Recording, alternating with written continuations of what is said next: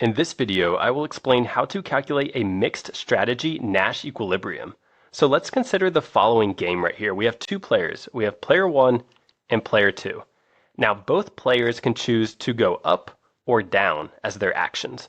Now player 1 chooses to go up with a probability of p, and they choose down with a probability of 1 minus p. And similarly, player 2 chooses up as their strategy with a probability of q, and they choose down with a probability of 1 minus q. Now, in order to find the mixed strategy Nash equilibrium, what we need to do is we have to find for what value of p and what value of q would make both players indifferent about their own strategy that they play. So here's how we go about doing that. Let's first focus on player 1. What we're going to do is we're going to calculate the expected payoff of playing up for player 1. So we'll say the expected payoff for player 1 of playing up would be equal to, we take the payoff that they would get if they played up multiplied by player 2's probability of playing up. So we would do 2 times q. So that would just be 2q. And then to that we have to add the other payoff of playing up would be 1, and we would get this payoff with a probability of 1 minus q. So 1 times 1 minus q, which is just 1 minus q. So we can simplify a little bit. We get 2q minus q, that would just be q, and then we have plus 1. So this is the expected payoff of playing up for player 1. Now we can calculate what's the expected payoff for player 1 of playing down as their strategy. So that would be the first payoff that they could get if they played down, which would be a 1, multiplied by the probability that player 2 actually gives them that opportunity to have this payoff. So that's q. So 1 times q, that's just q. And then to that we have to add the other payoff they could get is a 4, and they would get that with probability 1 minus q. So we'll say 4 times 1 minus q.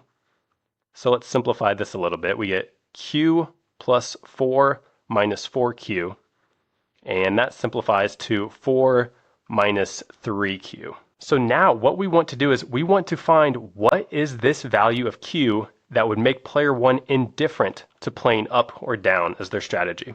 And the way that we do that is we simply take these two payoffs that we just calculated and we set them equal to each other. So we'll say when these two are equal, what is that value of q? So let's go ahead and do that. So we'll get q plus 1, set that equal to 4 minus 3q, and we'll solve for q. If we add a 3q to both sides, we get 4q, and if we subtract this 1 to this right-hand side, we're left with 4 minus 1 is 3. And lastly, to solve for q, we'll divide both sides by 4, and we find that q is equal to 3/4. So when q is equal to 3/4, when this value right here, this probability is equal to 3/4, this is the value of q that would make player 1 indifferent to playing up or down. So player 1 would say, I don't care if I play up or down because I will get the same expected payoff either way.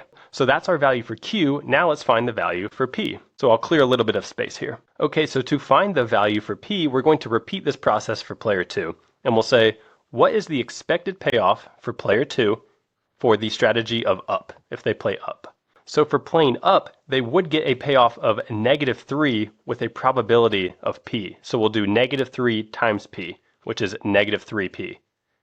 And then to that we have to add the other payoff they could get is a 1, and they'll get that with probability 1 minus p.